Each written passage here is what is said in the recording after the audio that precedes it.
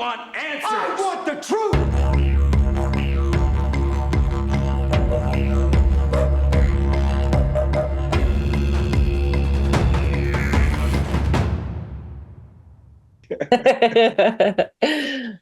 So cool. Awesome. Well, I have no doubt that you and I are going to have plenty to talk about. We have the exact same ruling number, so Ooh. once we get going, we cannot stop. I don't even know what a ruling number is. I'm fascinated by numerology. I know a little bit about numerology, right? And I've always been fascinated by numbers and maths and vortex-based mathematics. And I've always loved the fact that numbers kind of are the language of the universe. But I've never heard of this idea of ruling numbers. So I'm very, very interested to see what comes up. Oh my goodness. Oh. Oh. There goes my brain into overdrive of all of the things, all the things. Yeah, where to begin? Yes, where to begin? Where to even begin? Essentially, we cycle through the numbers 1 to 9 every day, month, year, and at a lifetime level. And numbers are very, very simply put, just the labels for the different energy that exists in the universe. There's an infinite amount of energy that exists. So there's an infinite amount of potential combinations of numbers. So we're constantly cycling through the energies, constantly. And of course, we do this at a lifetime level also. So at a lifetime level, that number is the ruling number. It's referred to as the ruling number or the life path number. Those two things mean the same thing. But it tells us a little bit about, well, it tells us where you're at in your overall cycling of life cycles. It tells us about the kind of life you've signed up for, right? Mm-hmm. The lessons you're here to learn. And it's also, it's called the ruling number because it's your ruling energy. So each number in your birth date represents a different aspect of you, but your ruling number shows up in every area, every aspect. It's like the main character of the show. That resonates. I love the 1 to 9. The 1 to 9 idea. I mean, this has blown my mind discovering vortex-based mathematics, that everything is 1 to 9. And there's so many patterns that come out of it. It's crazy. It's something that, yeah, it is the language of the universe. It makes perfect sense. It is the language of the universe. I love that you say that because that is what I call it. Numbers are the language of the universe.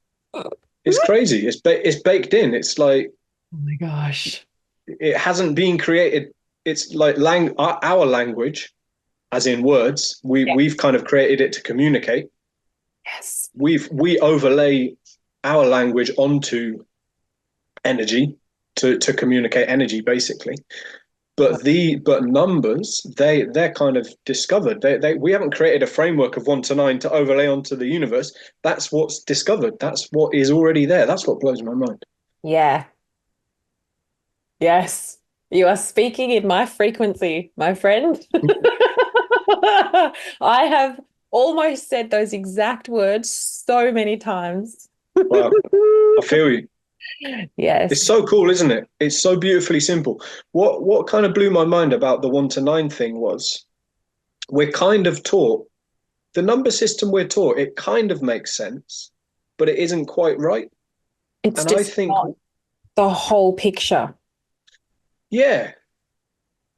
And I think what's missing or what's been added is the idea of zero. Zero just isn't zero. It makes sense to me that zero and infinity are the same because they're just concepts. Yes. It's like they meet again. Oh my goodness. People, so this is what I teach numbers, I teach numerology, and people are always, what does zero mean?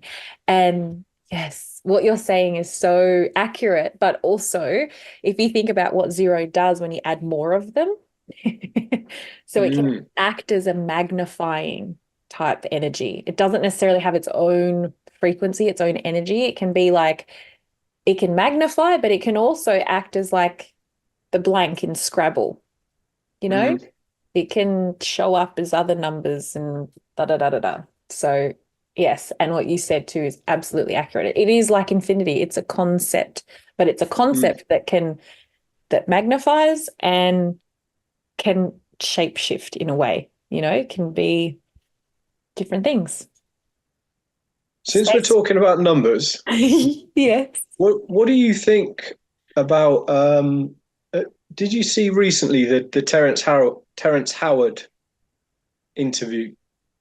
I I haven't think his watched. name's I've Terrence seen Howard. like tiny little clips of it. I haven't watched the whole thing. What did he say? So I guess the controversial he said a lot of things, Yeah. but I guess the headline controversial thing he said was, and he was challenging the number system and um, physics, chemistry, the periodic table of elements. He's really, basically he was coming back to everything is sound, everything is frequency. And his bold claim that got all the headlines was one times one equals two. and then he went in to explain it and back it up, and I still don't know what to make of it, but it's got me thinking, because his whole point was you can't have a multiplier that is the same thing, because multiplication Multiplies. by definition, yeah, exactly, yeah. So I don't know what to make of it yet, but it's I love that these type of conversations are now mainstream, or are going mainstream. I love that people are opening their minds up to this sort of thing. Yes. Oh my gosh. Brain exploding of all of the things that could possibly be. One times one. I mean, what showed up for me was a mirror. And even when you look in the mirror, there's still two images. Mm-hmm. There's you existing, but then there's an image in the mirror. So it's still the same person, but it's two images existing in two places. So I see what he's saying. And the mirror principle, this whole idea that the world we experience, to some degree at least, is a reflection of the world we believe exists. Yes. So we each have our own kind of subconscious set of beliefs, and then our brain looks for evidence to support those beliefs. So it kind of dismisses evidence which challenges those beliefs. So subconsciously we are finding more and more all the time of what we believe exists. So Yeah.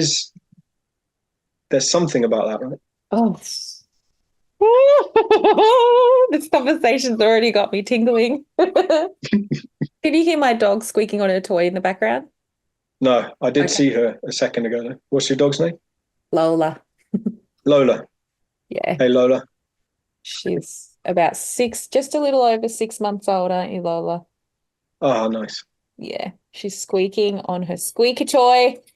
It's so annoying in my ears, but if you can't hear it, then that's fine. And it's keeping her busy and not going crazy in the background. Oh, yes. I'm so excited about this. All right. Well, I should introduce that we're on a podcast so people understand the context here, what we're doing here, because we are two total strangers, two randoms coming together and having a conversation. We need context for that. Do we? Well, at least people need context for that. Yeah. Yes. But so, hello, everybody. Welcome to the Realize Real Lies podcast. I'm your host, Georgina Grace. Today I'm joined by an exceptional human being by the name of Tom Godfrey. Tom is a ruling 30/3, 30/3, 33. That is the same ruling number as I. And I always get so excited when I come into contact with another me. Because, I love me.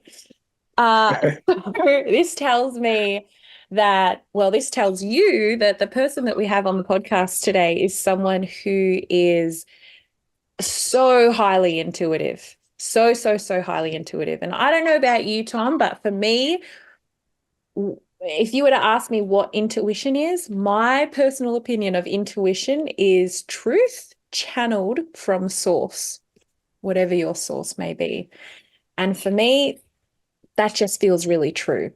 And so if you're someone who's channeling truth from source, which you are by virtue of being this 33 ruling number, well,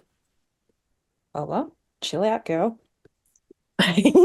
Then you're someone who is interested in truth, seeking truth. I call the threes the truth seekers. So you're interested in seeking truth and expressing truth. So by this, the threes are the communicators of the energy. So not only do they, love a chat, three energies are here to communicate truth. They're here to express this truth. It is part of their legacy in this lifetime. Wow. Yeah. So wow.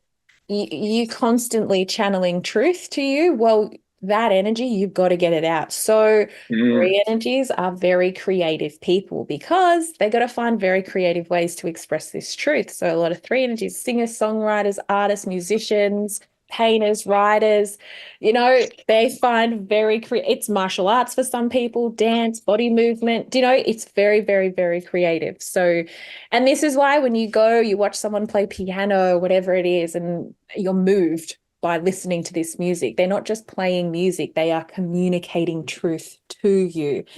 And so the threes are so beautiful and expansive and constantly seeking out learning and growing. If you're not growing, Tom, in not just like obviously not necessarily physically, but emotionally, psychically, mentally, all of those ways and more, then it's going to be so painful for you. Life is going to be so painful. However, that growing process, that learning process has to be enjoyable. It has to be playful. It has to feel like you're playing. Otherwise, you're not going to learn anything. But equally, if you're not learning from what you're doing, then it won't be fun. It won't be enjoyable. So I love three energies because they're so curious. They're willing to take on, oh my gosh, really? Tell me more about that. I'm open. I'm an open book. I'll try different things. I'll, try different concepts on. I'll look into it. I'll be very curious about it, but they're very fun and playful at the same time. So,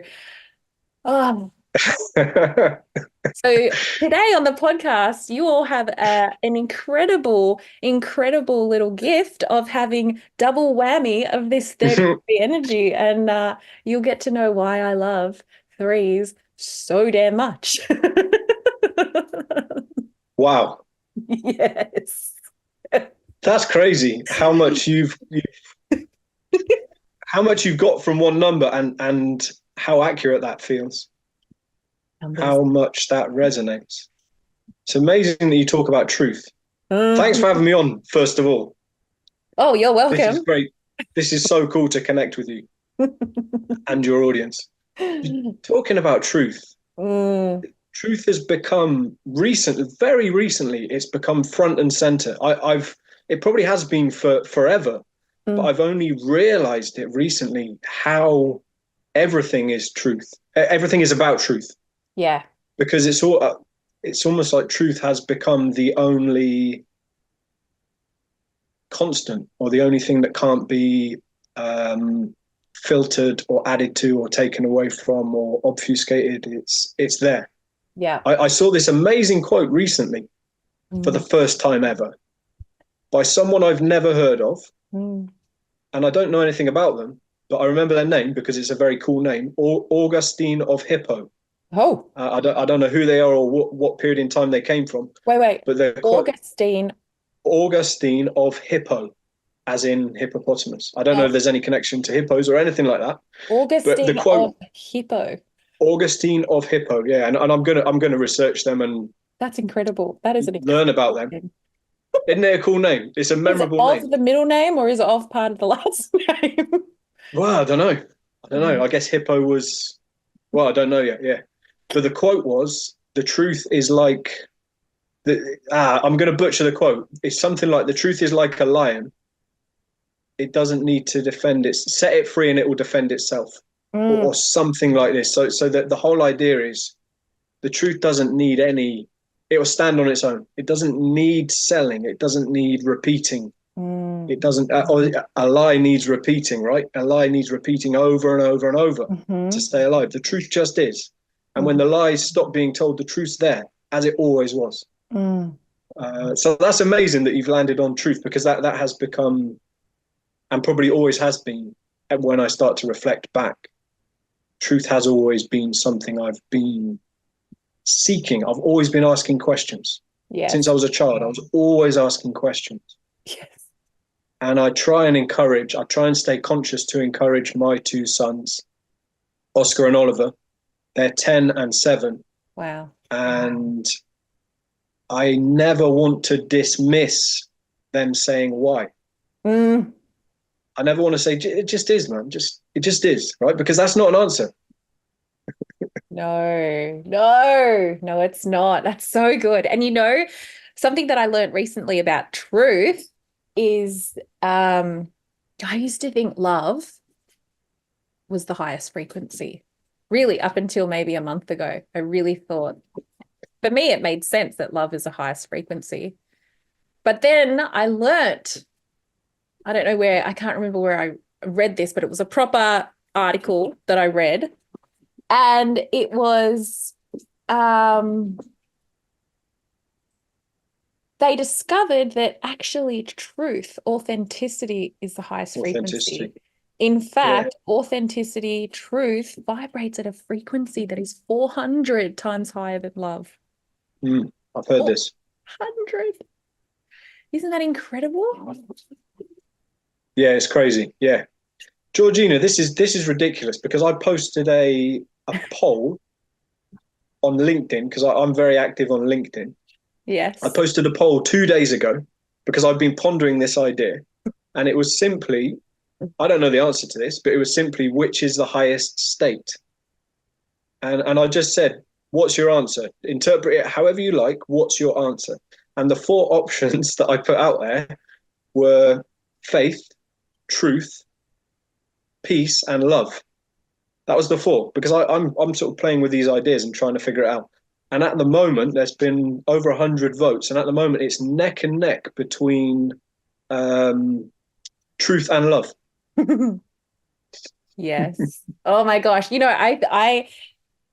Um, for me, one of the biggest acts of self-love is being truthful, is being true to myself, is saying what I truly need to say in that moment to that person at that time, which is so hard to do, especially if you have had any experience in your life of having your voice, your expression shut down in any regard, particularly as a 3 energy. That's the number one most damaging thing. It it like takes a long time to regain the confidence in expressing your truth. It's like when an artist Wow. puts themselves out there, they've done this creation, it's purely channeled creation, and people just like crap all over it and say that's terrible. That it is going to take a very long time for them to come out and do that again. That is the 3 energy. That is so, there's nothing more damaging to a 3 energy than having their voice shut down. And so when I say it's really hard to do, to speak your truth, it's hard on the back of all of that. So I'm not surprised that you have now, truth has become more and more and more important to you as you have, you know, not only discovered more of your truth, but done the work that you've needed to do, you know, to find and be and express and live that truth.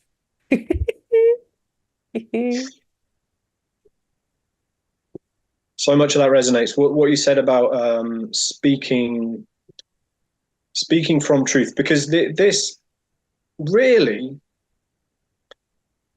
I've often, and another thing you said about when you were reflecting on when you were summarizing the three energy, you said the word you said was curiosity. I Yeah. think that's such a powerful state.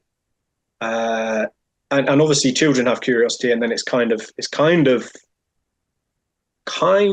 filtered out, programmed out. It's kind of, it's somehow it comes out of it's viewed as a childlike trait, Yeah. basically. Yes. Yes. As is enthusiasm. It's viewed as a childlike trait. It's almost like when you're an adult, you become more cynical. Yeah. There's something about that, right? So it's kind of programmed in on so many different levels.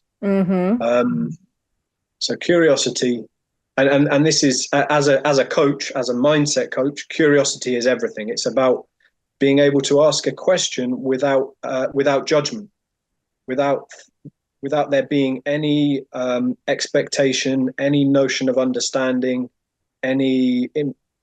just asking a question without it mattering what the answer is. And when we're able to do that about ourselves, we're able to view ourselves objectively, without the judgment, and just with compassion, just objective compassion. Then we're able to view our past objectively, and we're able to understand kind of the story that we've been carrying around, because we're all kind of carrying a story. The story of me. 100%. Yes. I am my past, I am my experiences, I am my beliefs, I am my habits, I am my sense of limitation, I am my opinions, but it's all just a story.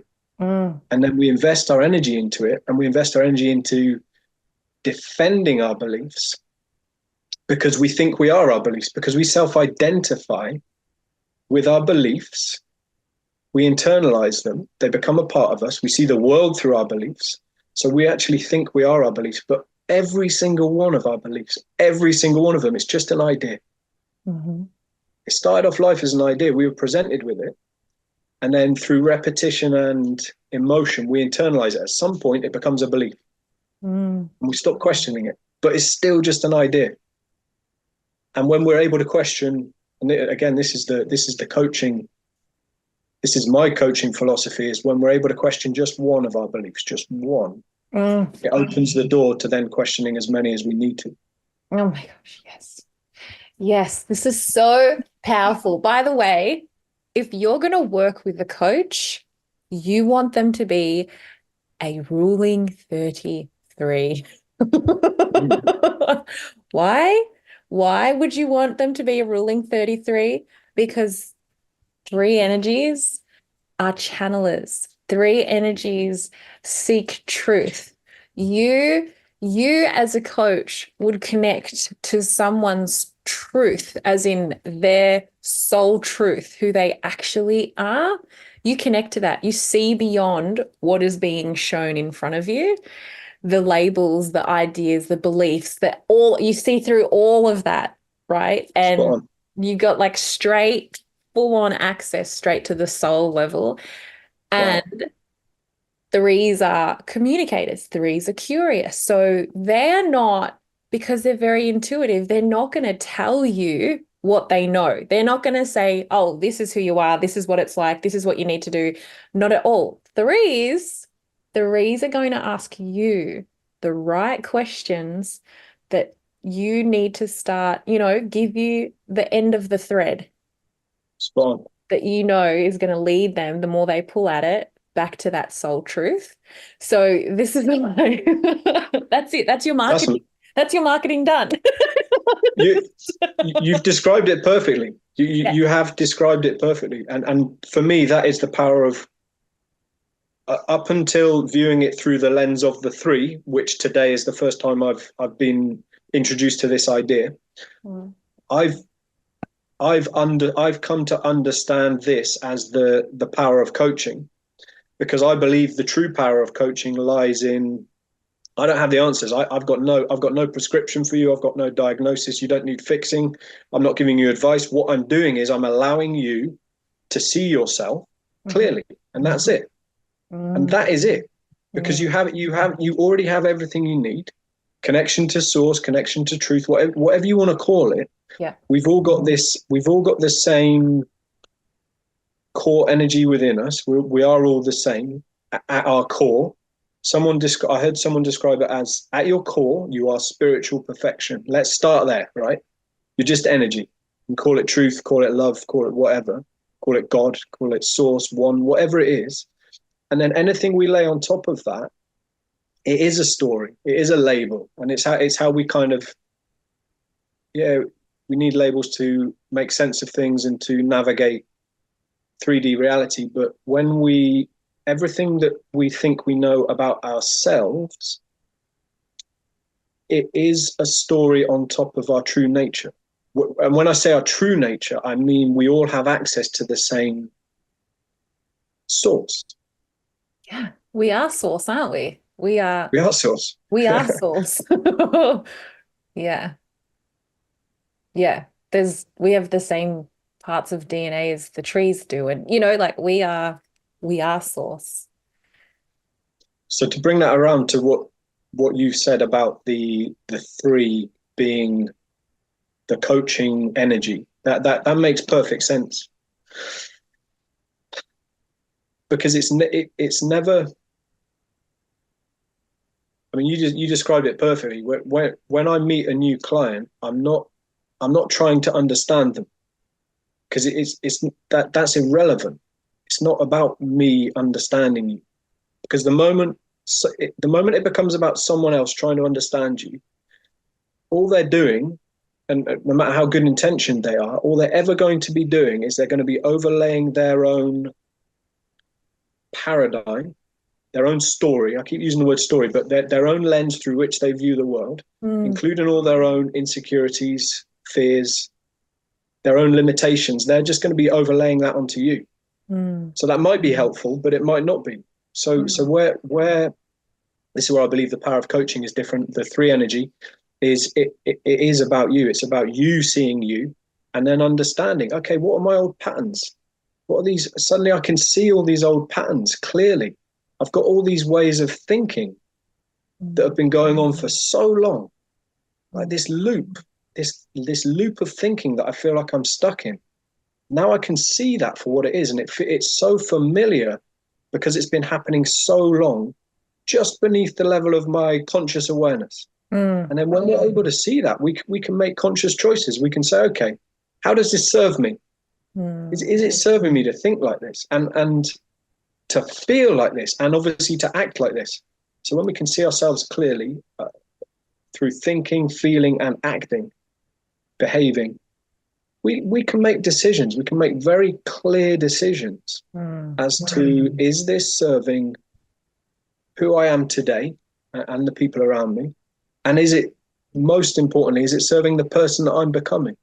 Because until we get clear on who we're becoming, we are just replaying the same story every day. Because we wake up, most of the day it's habitual. Most of the day we're not actually consciously thinking, which is why time flies, because it just becomes this habit pattern that we kind of exist in. As you were sharing that, my brain is very visual. I wouldn't be surprised if yours is also. But I was seeing like a squash court, except it's a multi-dimensional squash court, and there's more than four walls. There's multiples and multiples and multiples of walls, and each piece of the wall represents another layer. And you are trying, all you're doing, if like when you are, represents a label, sorry, is what I meant to say. And this ball was just constantly reacting from one label to the next label and it's just constantly reacting. But when you realize that the walls are actually labels, or the labels are walls, and you start laying them down, well, there's nothing for the ball to react to. Right. It's like you're now, rather than reacting, like you said, you're making the decisions. You're in charge. Your self is in charge. You have control over your life. You have control over your thought patterns or what you do in your life and decisions that you make. It's coming from a centered, still place, not a reaction to that label and like this. I don't know. Did that make sense whatsoever? That's just what I saw in my head when you were sharing. Totally. I love the squash court analogy is a perfect one. And that's exactly what it is. And the walls of the squash court are the limits of they are our beliefs. They're our beliefs. And I would go as far as saying that every single belief is a limiting one. Mm. Because what a belief does, it locks something in as complete. When we believe something, we stop trying to understand it. We stop being curious about it. We stop trying to explore it. And then it becomes a squash. So the squash court is the wall of our perception, the wall of our internal world, our mind. But really, it's the limits to what we believe is possible. Mm. And the wall, the reason the ball bounces off the wall is because the wall is defended by fear. So every time we approach, every time we start to explore one of these beliefs, it already has an inbuilt defense mechanism in place to maintain the integrity of the belief. And it's normally fear that stops us from exploring beyond. Bob Proctor called it the terror barrier. I'm a huge Bob Proctor fan. He described it as the terror barrier, that every time and it's the growth process, every time we approach personal growth, which is challenging our own beliefs, it feels terrifying. And all we can do is push through it. That's the only response. So when you feel the fear, that's when you know you're getting close to growth. So good. It's so good. Thank you for improvising It is, isn't it? me with that analogy that I created. You see, That was great.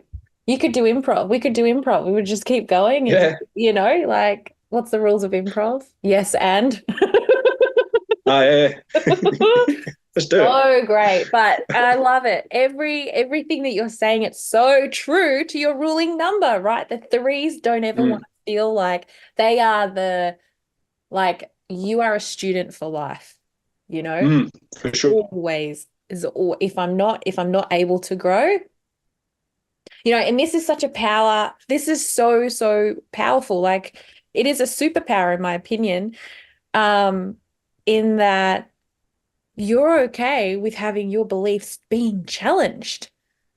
Sure. Like that's and that's not something that a lot of people are comfortable with, that are okay with. They really like the comfort of those belief systems and what they provide. But people like what do you think they do provide? Sorry to jump in there, because I think you're totally right. People we get attached to our beliefs, but why is it that we like the comfort that our beliefs provide? I think people like the stability of that. The stability of okay, that's there and that's that, and I don't have to question it. I can just, that provides some level of stability, certainty, It's certainty. It's certainty, but certainty is a trap in itself, isn't it? Well, right, because is it certain? It is, because is anything certain? This is the thing. It's like, I think surely the only thing that's actually certain, that we can actually say for 100% certainty, is that we're going to die. Is there anything else that we can say for certain? Well, even that. Oh yeah, we can get into what that actually. Yeah, I mean that's up for grabs. What that actually means. Yeah, for sure. Yeah, but I mean that seems to be the thing that we're all afraid of, and that we kind of pretend it isn't going to happen. But that's the only thing that's actually certain. But this certainty thing, because I think you're right. People, it feels like I need certainty. I need to know what I can rely on, right? Yeah. But I don't know if we can actually rely on what we think we can. No, well, I think I don't know about you, but whenever I think I've gotten into a good routine with something, or I've got something kind of handled, like something comes along. Exactly. No, sorry, we're going to turn it everything about teacher. Yeah. But back to what you were saying about, by the way, three energies can be quite scattered as well. So dear listener, apologies in advance for all of the different directions that this conversation is going to go in. We I like, forgot we were on a podcast for a minute. I know. Yeah, so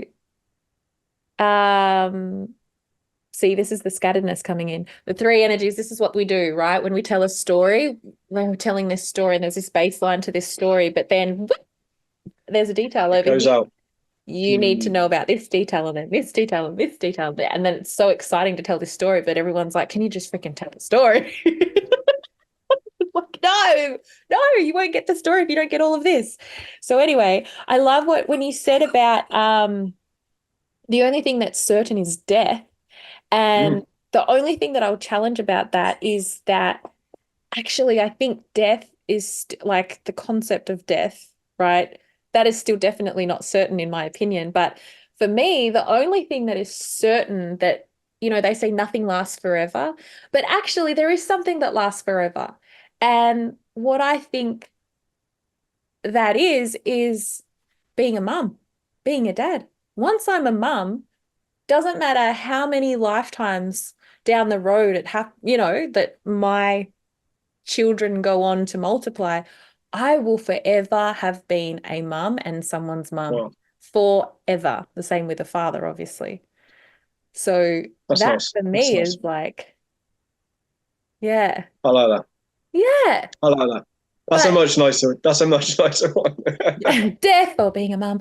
Yes. Yes. But also like just as like, what do you think about that? Like, yeah.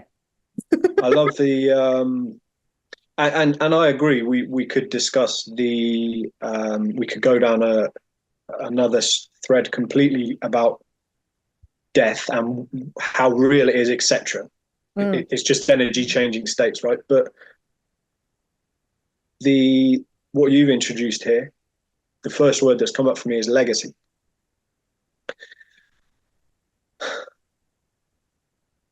Which I think is really important because I kind of think it's integral to it's integral to life. Mm. And this is how I got reflecting over the last couple of years and changed path and whatever. I started to think about legacy. I started to think like, what am I going to get to the end of my life and go, why didn't I? Am I going to regret? Right, it was regret. Am I going to regret something? Mm. And it's like, what am I afraid of here? Mm. What am I stopping myself from doing and why? What's stopping Mm. myself from trying and why? And it comes back to the squash court. It's like, what are these these walls? Where are they? Well, they're just in my mind, right? They're just conditioning. They're just ideas.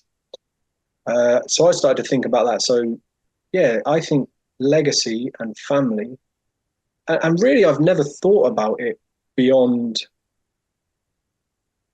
my children right now. I've never even thought about the next generation, even being a grandparent, and then even it's spreading out over millennia. That's Mm. crazy. Mm. That's amazing. That's beautiful. So really that is certain, pretty much, you'd hope. Yeah. So I've never thought about it, to answer your Mm. question. That's amazing. That's a lovely way of looking at legacy. Yeah. Yeah, that what you do now is actually going to impact grandchildren that won't even know you existed.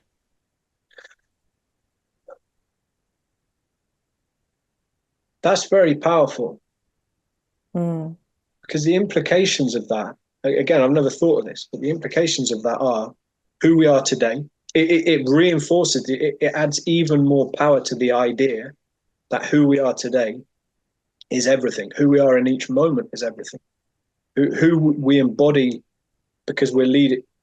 So I realize that my sons don't listen to me as much as they observe me, right? So rather than listening to what I say, they just observe how I am. Yes. So what you're sharing here, this idea of the generational thing, I think that reinforces the idea that of leading by example, of embodying authenticity, because that is kind of more powerful a lesson than anything. Because then if your children embody authenticity through living, they haven't been taught to, they just, that's how they are, then naturally they're going to, and that's going to pass on through. And that's a hell of a legacy. Mm-hmm. Yeah, that's worth, like, that is priceless. You can't put a price tag on that. You can't put a house and land package on that. And, like that, I'd be happy with that inheritance.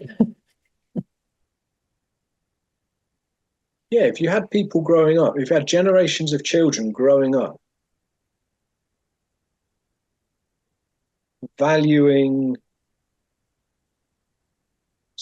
even without consciously knowing it, but subconsciously valuing a connection to self, to source, to truth, and being able to trust their own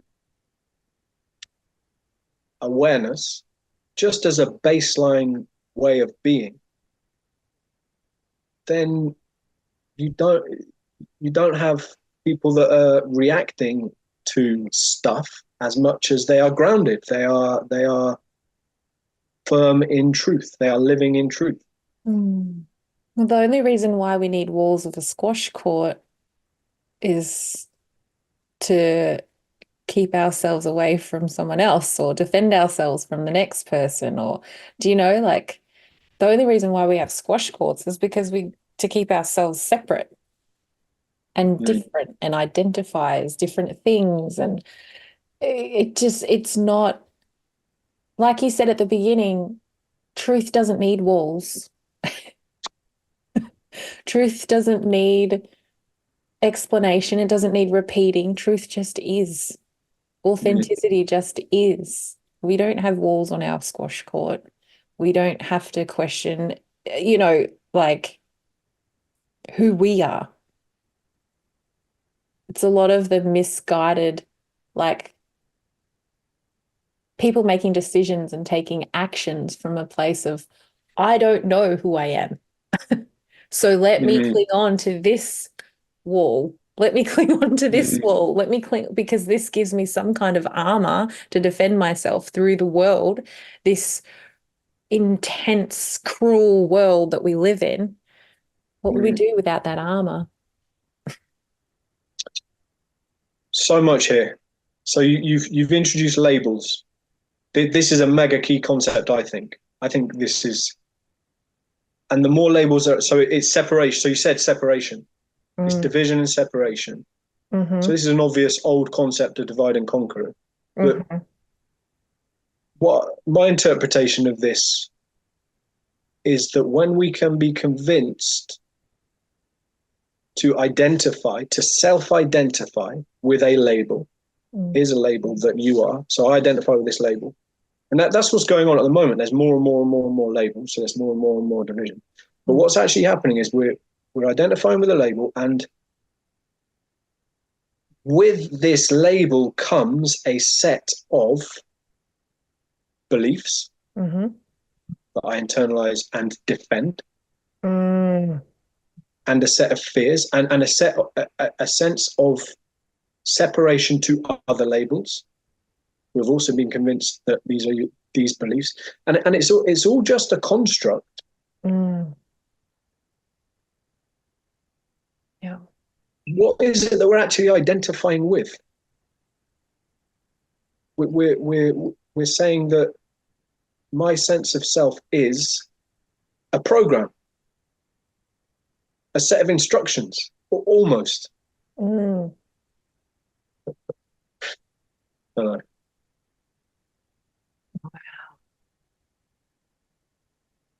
So all of a sudden now you have the walls of the squash court, but each single wall has walls around that squash court, guidelines for how to operate inside of this wall.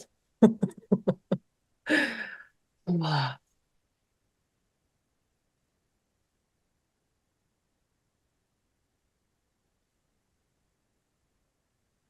And that comes back to me for that comes back for me to outsourcing your sovereignty, outsourcing trust, actually, outsourcing truth. So what we're doing is we're saying, I get truth. I don't want to say my truth, but how I discern truth is through a set of factors over here versus, like you said at the start, intuition, instinct. I think truth isn't understood, it's felt. I think we all have access to, I think we all have the ability to discern truth. But we've been conditioned to value logic, value thinking. So when we feel something isn't right, we've been very conditioned to not trust that feeling and to put it through a set of logic, a set of beliefs to come out with a different answer. And we trust that over this. And so we're outsourcing intuition, maybe. Truth. Truth. Yeah. Yeah. Yeah. And giving, outsourcing truth, therefore giving our power to someone else's version of truth.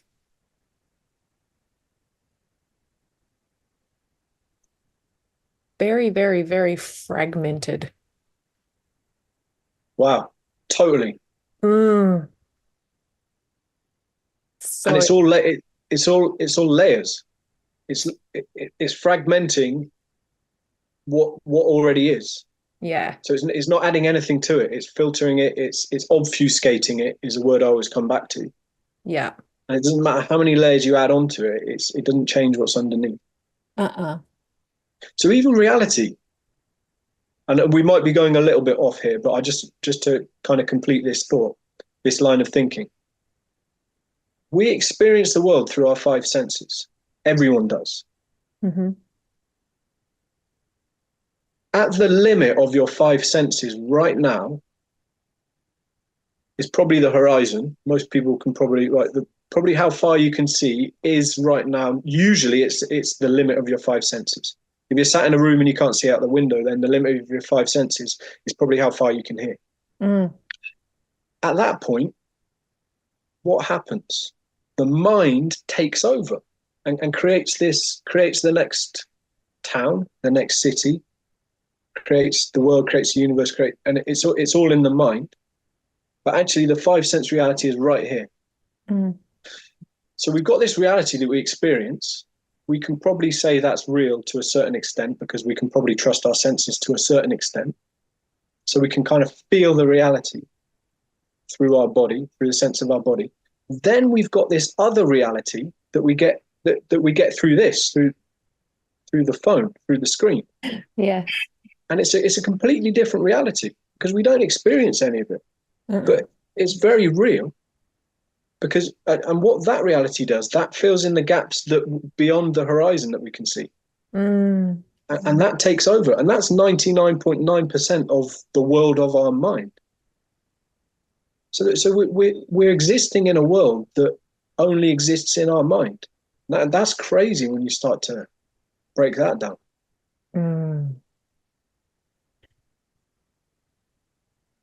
Yes. Yes, yes, yes. It's so massive. And it's funny that you bring that up because I was literally thinking these thoughts today. See what I mean about being a channeler? If you are someone that can channel from source, you can channel from other people. So you can actually read people's thoughts, hear people's thoughts. And have to be quite careful with it too, because you will pull in other people's thoughts. And by virtue of it occurring here, can claim it. Most human beings will claim it immediately. Oh, I'm thinking this. I had that thought. I did this. So just a side note, something to be mindful of, literally.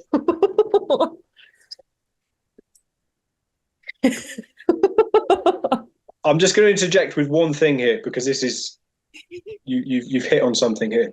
Yes. I've been playing with the idea that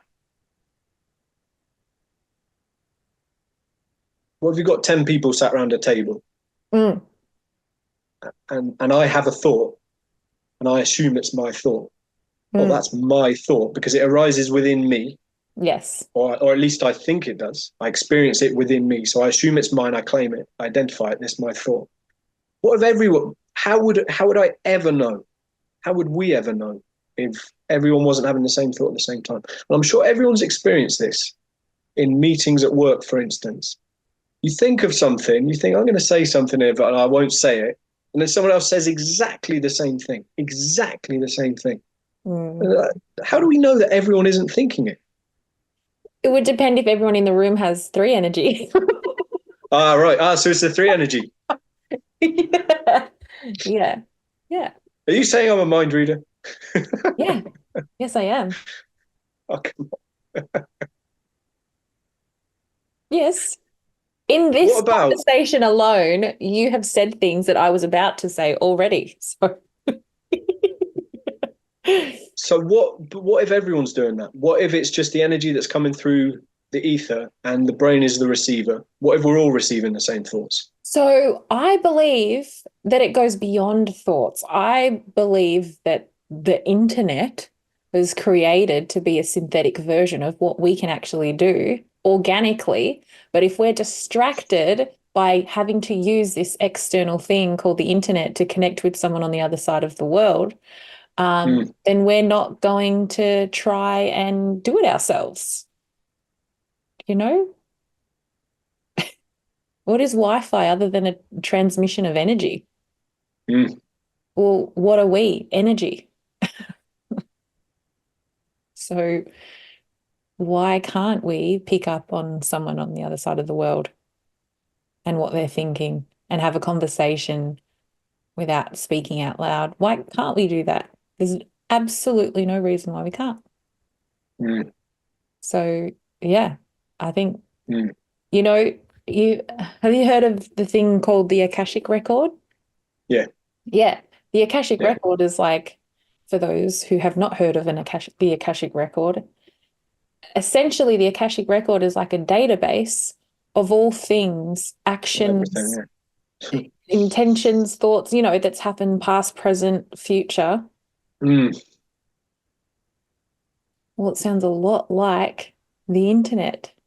You can open up a search engine, look up information from 1,000 years ago to predictions to 1,000 years in the future and intergalactic things and who so and so is and this person and that person. Like the internet, in my opinion, is a synthetic copy of what the Akashic record actually is that we all have access to, because anything that has ever existed is energy. You cannot get rid of yes, energy. You can only transmute it. So anything that has yes. ever existed has energy, Exists right now.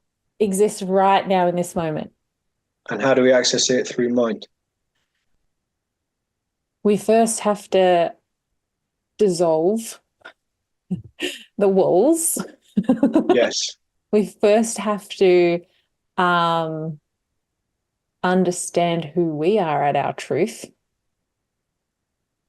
Because until then, like, are we ever going to give ourselves the chance?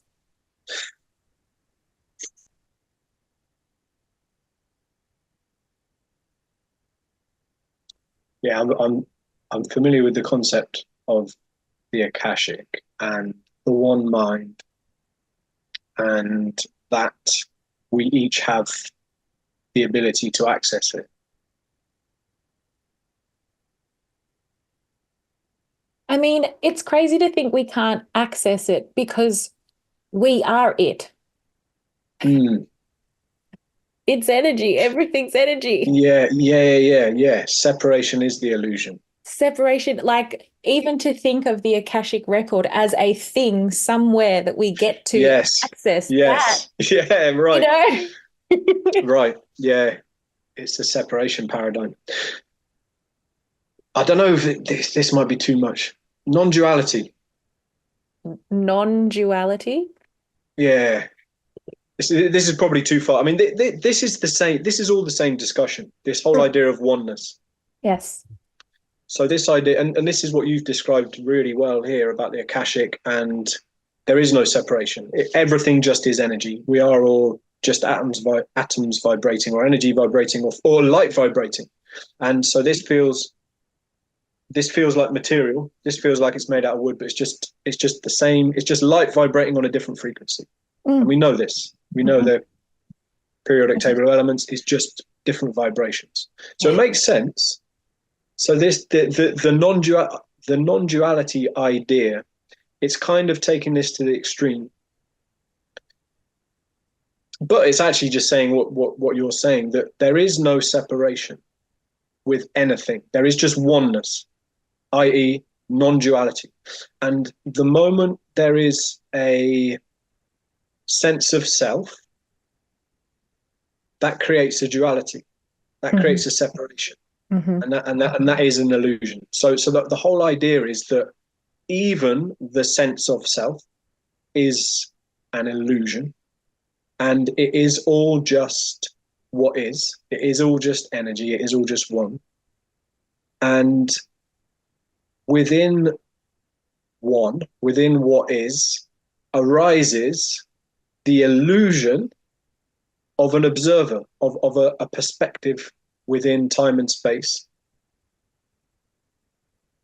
And the moment that happens, that becomes the duality, and that becomes separation, and that becomes the illusion. So non-duality is basically saying it is all one. There is no separation, and everything just is, and everything is just arising. It's just infinity unfolding. 100%. 100%. I believe this. Yes, absolutely. And it's been somewhat proven that this is the case, because babies, when a baby is born, has no awareness that it is something physically separate from its mother. And they don't fully understand that they are a separate being until like maybe the age of 2 or 3. Wow. The age of 2 or 3, they start to form, they start to realize, oh, things can go away, things can come back. Oh, like the awareness of there's a process to things. This has to happen for that to happen in order for that to happen, aka the separation, right? So when that starts to happen, when I do readings for people, I call it the veil of forgetfulness, right? Because we go through this veil of forgetfulness, and then we spend the rest of our lives trying to figure out what we put on our incarnation contract, as I put it. But but what's actually going on is it's not necessarily forgetting. It's actually that we're now in a separate world. We now have our brains have been developed at a certain level where now we can comprehend and make sense of or perceive a physical separate world. Enter duality. But prior to that, there is no separation. There is no what's mine and what's yours. You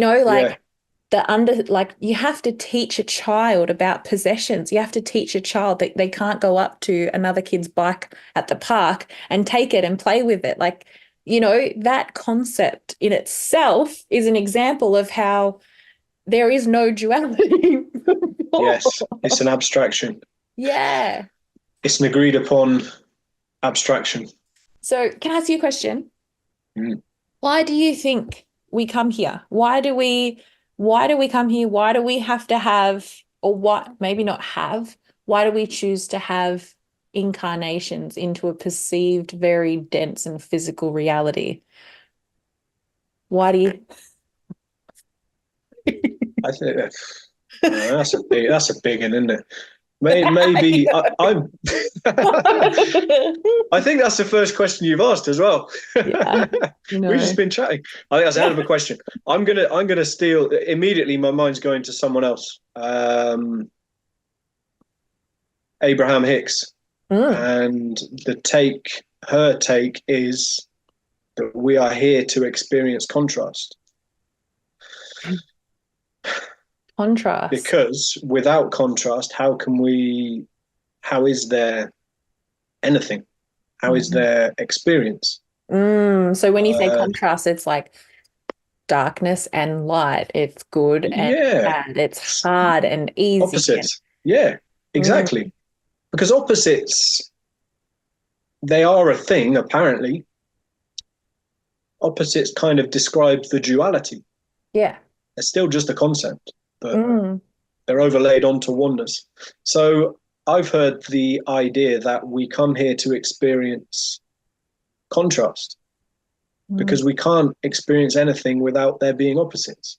When I say experience, there's also that word itself speaks to a duality. It speaks to something which stands out from. Experience is X. It's out of. So it's the creation of a duality. So I've got no idea how to answer that question. It's too big. It is a big question. It's it's an amazing question. It's perfect. I'm immediately I went to that because that's a concept that I've heard. Yeah. I got no idea. And I've heard things like because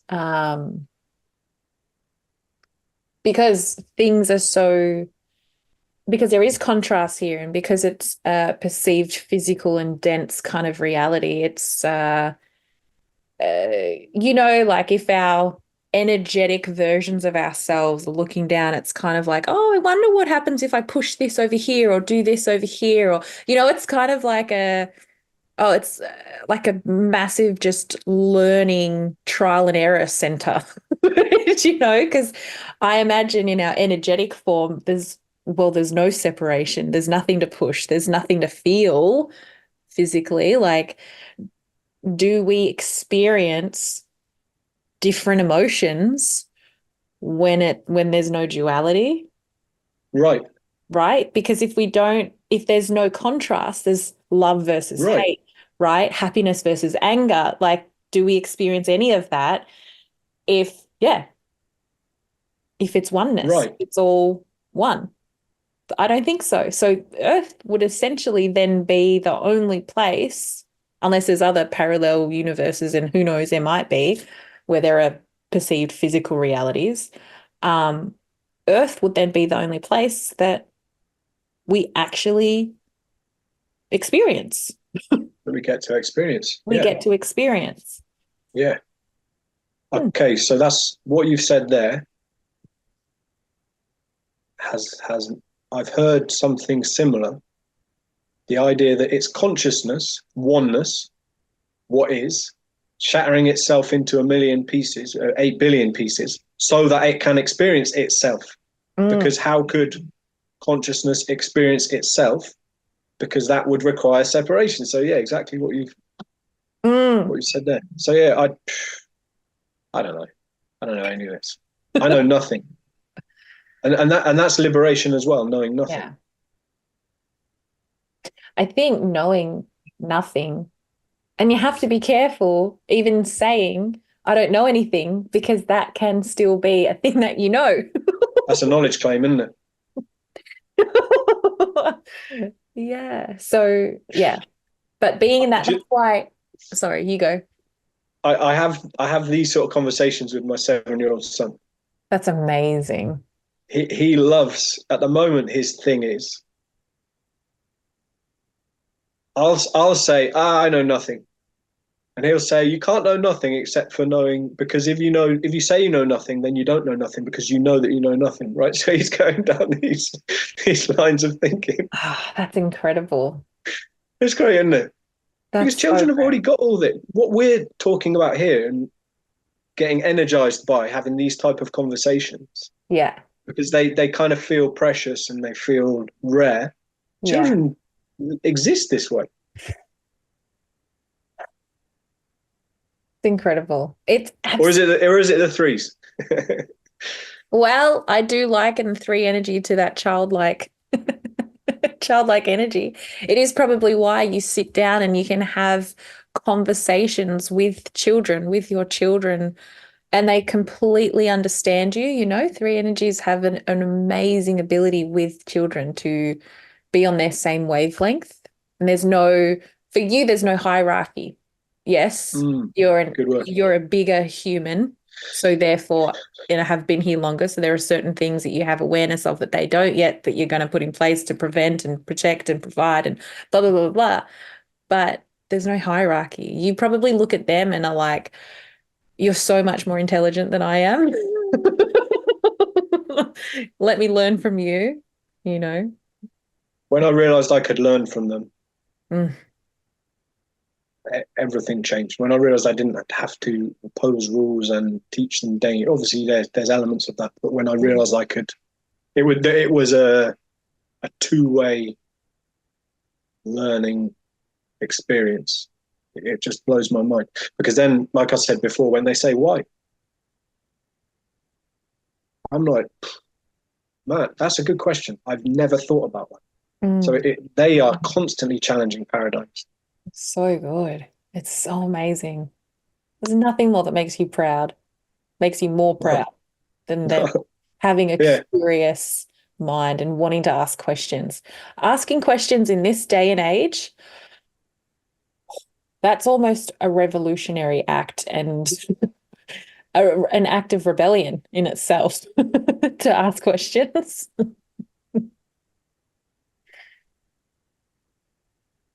Yeah, I mean, this is big. It's huge. It's being turned into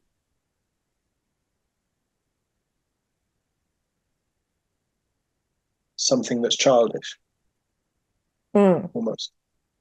Societally, I mean, it's almost like if you ask questions, it's associated with a childish trait. Curiosity, enthusiasm. Yeah. Yeah, or passed off as a Karen. Karen. A Karen. Don't be a Karen. Did you have that term in the UK? Yeah, for sure. Yeah. So you can almost get shamed these days for asking questions. Well, talking about shame, when you said earlier that authenticity is the highest state of consciousness, shame is the lowest. Fascinating. Doesn't get any lower than shame. Because what shame makes us do is turn our negative energy inwards. So not only are we angry and guilty and resentful, we then double down and turn it back on ourselves and say, who are you to be that? And shame and shame is used as a control mechanism. 100%. Oh my gosh. You make someone feel shameful. That's it. You've got them. You've got them. You've got them. Because we don't understand, we aren't aware that it's happening. And because shame is internal, we assume, we compare how we feel on the inside to how others appear on the outside, and we think it's just us. Shame is so insidious, the way that it can be, because we don't understand it, the way that it can be used to control people. Because we think we're alone. And then we shame ourselves for that. Yeah. Think, man, I must be worthless. Why does everyone else seem okay? Yeah. This is what I've learned the most since I became a coach. Because I used to think this was just me. As my clients started sharing their inner worlds with me in the coaching space, i.e. just reflecting on their thoughts, just reflecting on their habits, it became very apparent to me very quickly that we're all doing the same thing. Mm-hmm. We've all got this programming which causes us to compare how we feel, compare our inner world, we don't share with anyone, to the external appearance of others. And it's just such a false comparison. And it keeps us stuck. Yeah. But everyone's doing it. So I want to say to your listeners, because this was a revelation for me, everyone is doing it. I've not yet coached one person who doesn't have this on some level. And I've coached super successful people. Yeah. 1%ers who I would class as materially super successful, but they still have inside, underneath all the layers, the beliefs, underneath the stories and the labels and all of it, they still have this, I'm not good enough, I'm not worthy. So if we've all got it, it's a program. It's a shame program to keep us, I don't know, keep us stuck. Keep us feeling unworthy. Keep us feeling disempowered. Keep us in the duality. In the duality, right. Yeah, exactly. Yeah. Because it's something that we have to keep inside, meaning there's an outside. Oh, yeah. Yeah. Inside, outside. Yeah. Yeah, it's the separation. Separation. There's It's all nuts, isn't it? It's nuts. I'm just seeing now how, like, all the different ways that we make it absolutely necessary for ourselves to stay in the duality. Yeah. Yeah. It's a hell of a job, isn't it? It's a hell of a job. It's perfect. It's every single avenue, it has a protection mechanism to keep you in the duality. To keep you in the duality. Everything.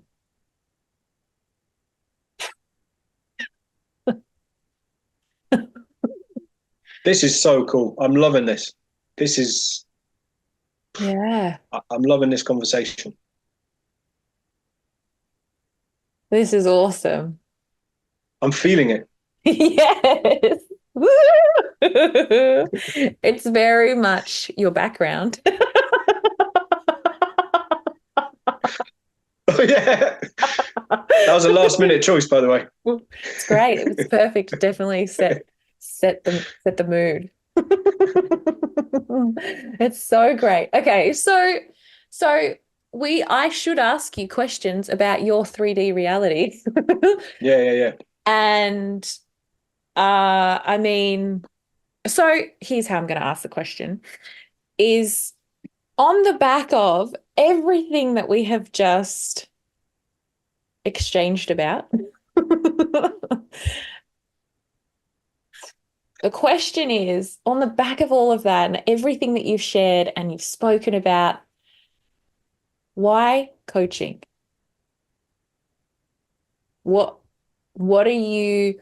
your mission with your coaching work?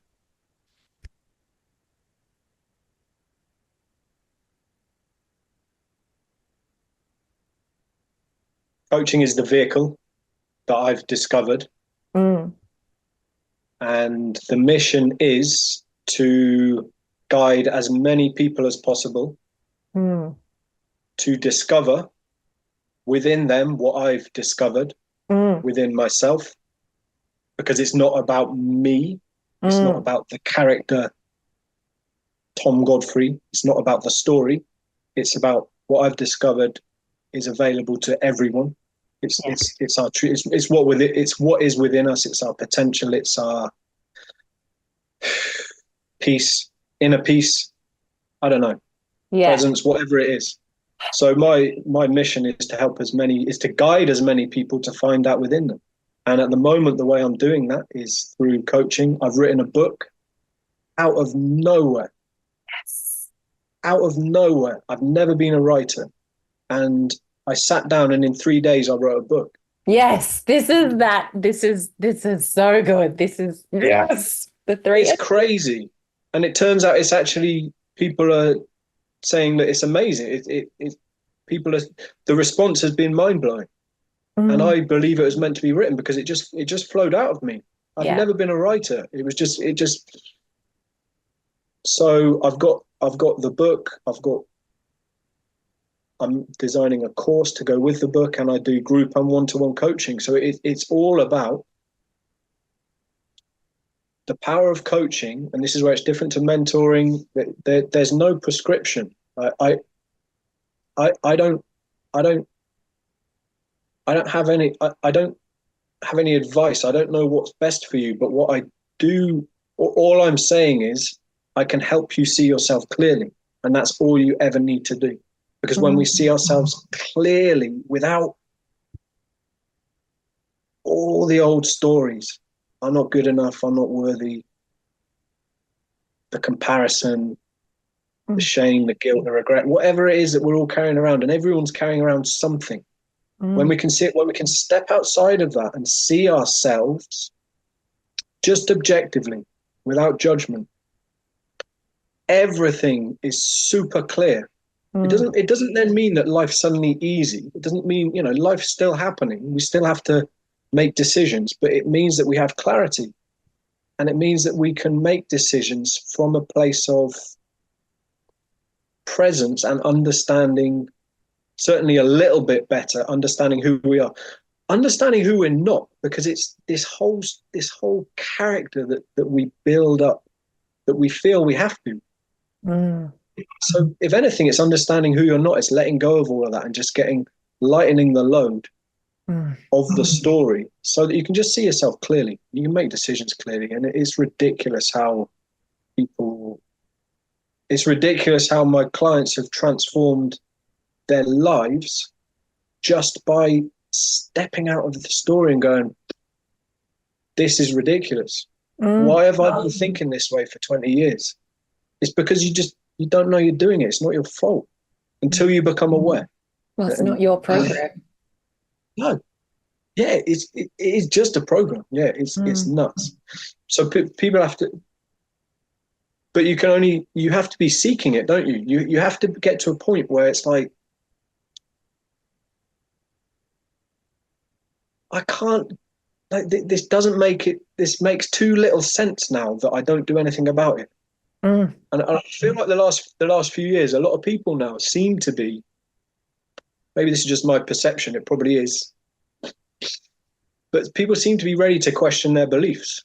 There's so many conversations I see happening now, mhm, even on places like LinkedIn, which is super corporate. mm. There's some really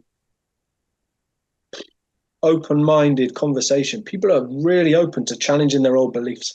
And as I say, if you just challenge one of your old beliefs, it opens the door, Mm. and you get to choose. Really, you get to choose. It's so ridiculous that we're never even given this idea that you get to choose. You get to choose how your life goes, but not in a material sense. In understanding who you are and how you experience the world. We don't get taught that. We get taught to go and find it out there. We get taught to build it externally, to build it through duality. Mhm. That was a long answer. That was a great answer. That was a really, really great answer. Invited us into the whole world of what it is to be coached by you, which is epic. I love that you've written a book. This will not be your first and only book. There will be many. There will be I so agree. many. I Yeah. agree. I've already got the second one queued up, ready to go, but I need to finish this one first. As in, I need to get it out there. Yeah. What's the name of your book? Where do people find it? It's called Shift. Oh, 10 mindset shifts. 10 mindset shifts for the Great Awakening. what do you classify as the Great Awakening? I think it's already happened. I think Yes. it's the collective shift in consciousness that has happened whenever, recently, apparently. And I think so. How I classify it is people are ready to question things they haven't been up until now. People are now open-minded to challenge their paradigms, their beliefs, but it's happening at scale. But I think where we're at the moment is I think millions, I think probably billions, but certainly millions of people, let's say billions, have got a sense something's shifted, but they got no framework whatsoever. I don't know. I can't put my finger on it, but something shifted. It's like when you meet someone, something about that person. I can't. They've just their energy, right? They're just. I want to see them again. I want to hear more from them. And it's that kind of thing. We don't have a framework to put around it, but we can feel it. And I think that's happened. And I think people are looking for answers, looking for truth, and that's what I class as the Great Awakening. I guess it's the ascension of humanity, or whatever label you want to try and put on it. Fascinating. Fascinating. So I want to share a little bit about some ideas that I've been developing and talking about from the numerological point of view. And then I want to ask you a question at the end of that. Is that okay? Sure. So for a really, really, really long time, we have been, so for the last 1,000 years, we've been under this one energy, right? 1900, 1800, 1700, there's a one there. That one is kind of the overarching theme of the world and the society, and anything that comes under that one energy, it's all under the one energy, right? So we've been under this one energy, and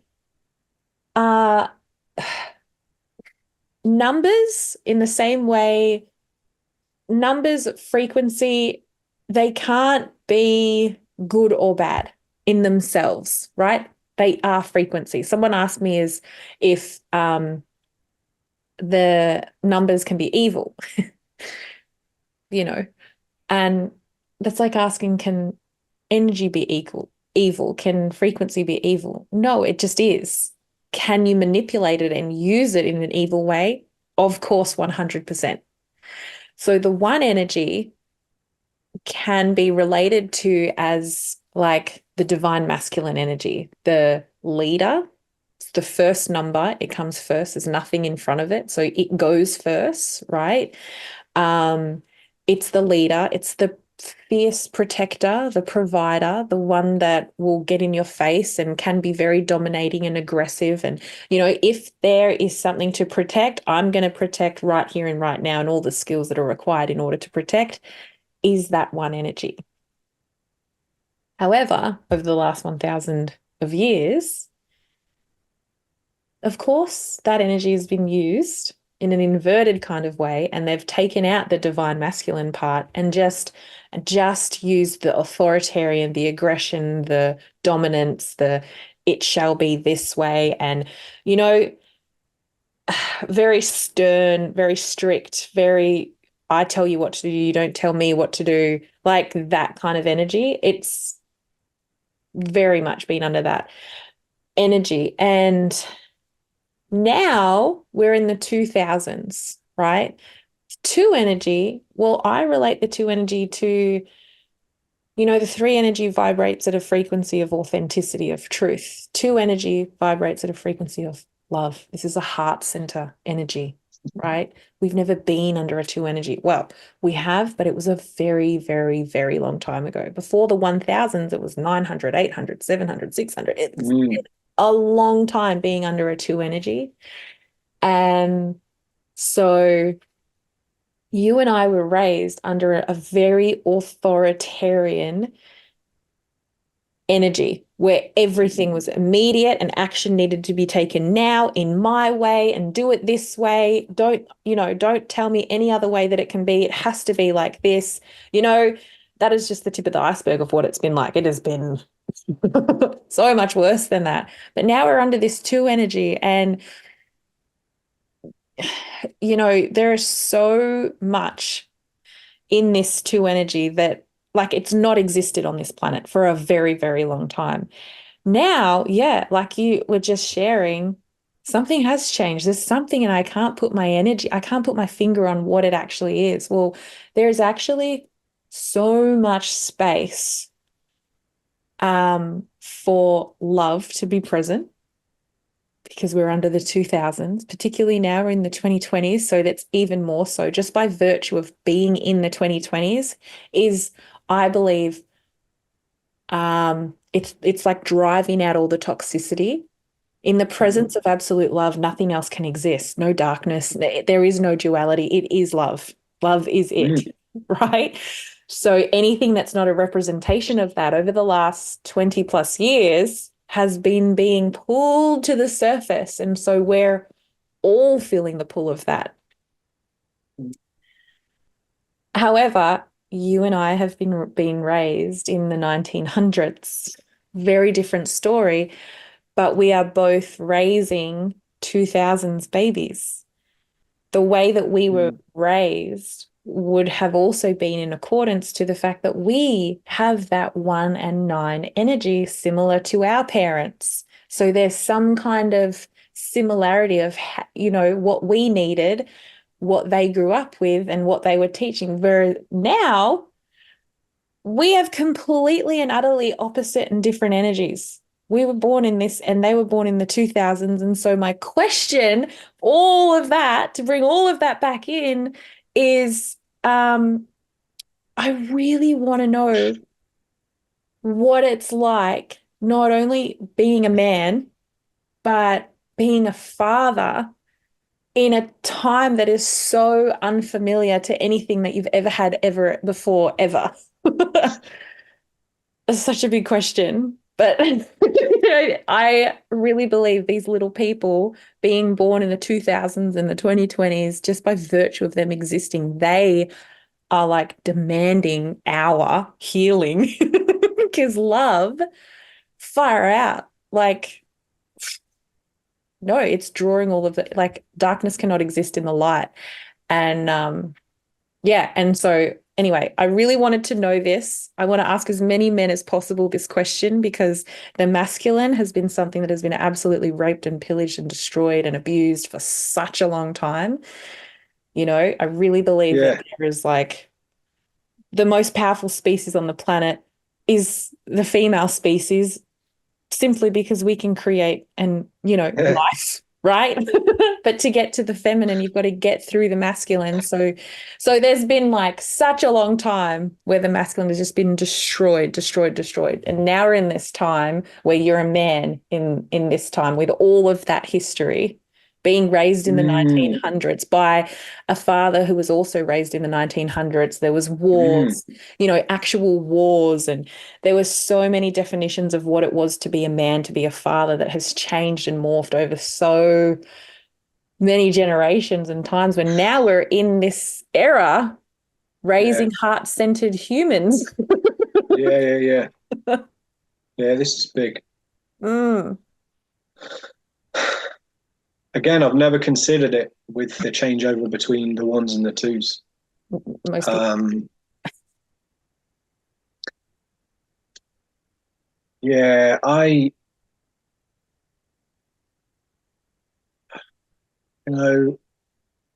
so first of all, I'm learning from my sons. That's the biggest thing, I think, learning from them. Every day I say I love you, every single day. And sometimes I just say it and I'll just say it and it's just felt and it's known. I think there's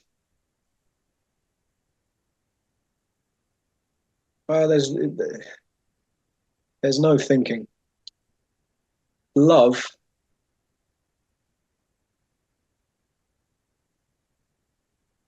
is possibly our true nature without any contraction. We are all love.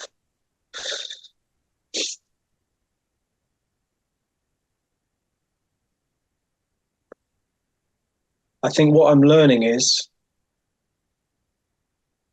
to speak to the point about the old ideas of perhaps what a father is versus the new heart-centered age. I think the old, just reflecting on my own expectations of myself as a dad, I think I inherently assumed I have to set hard boundaries, or rather set boundaries with force. I don't mean physical force, but I mean be the clear. Yeah, setting boundaries with force. I'm going to put it that way. There's no implication of physical force, obviously. But how I now reflect on that idea is that's coming from fear. Force, the need to apply force comes from fear.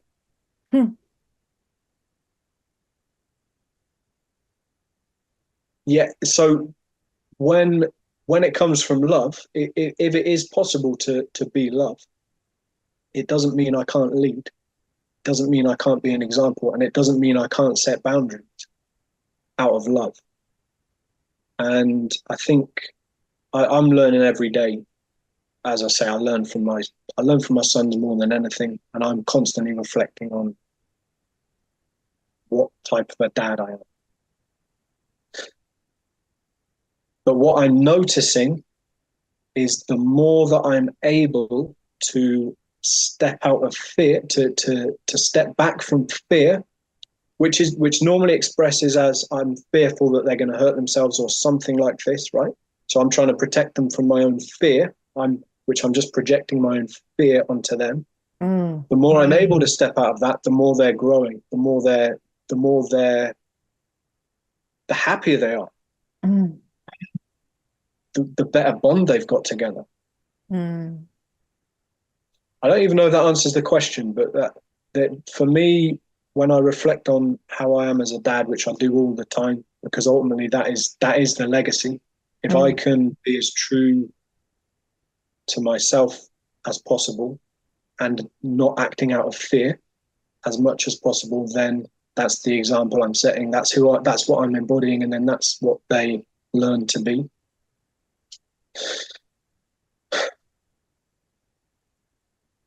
One thing about love, this is very new to me. Being able to talk about love and it not feel shameful. Yeah, shameful, weak, unmanly, whatever the attachment is with it. Actually, love it's the most powerful force.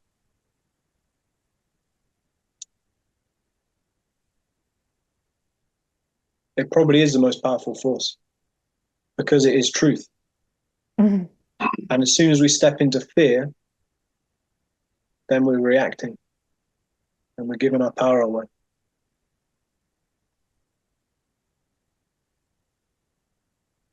Isn't it just so crazy to think that the thing that you were taught, that was drilled into you as a young boy, a young man, was love is weak, when love is the most powerful thing? It's craziness, yeah.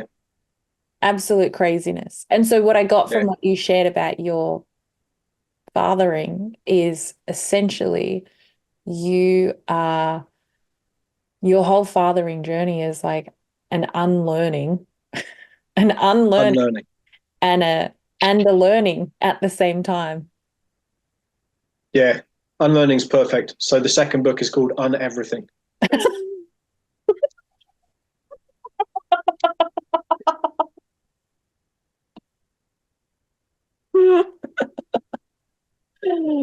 You see that channeling thing?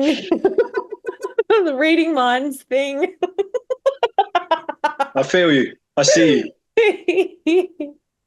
Right, you vice versa. Oh, so, so great. That's epic. That is epic. Would you say that do you, are most of your, do you work with, I don't know, this is probably hard to say, but it's like, do you mostly attract men, women? Like what's, It's a great question. It's a split. I've specifically not niched down into either men or women because I love working with both for different reasons. mm, It's, I don't know exactly, but it's very close to a 50-50 split. It's wow. amazing. I've never wanted to niche down because because I feel that then plays into the labeling separation paradigm. Yeah. Yeah, totally. What a great way to learn as well from both sides. Yeah, for sure. Yeah, I think I probably understand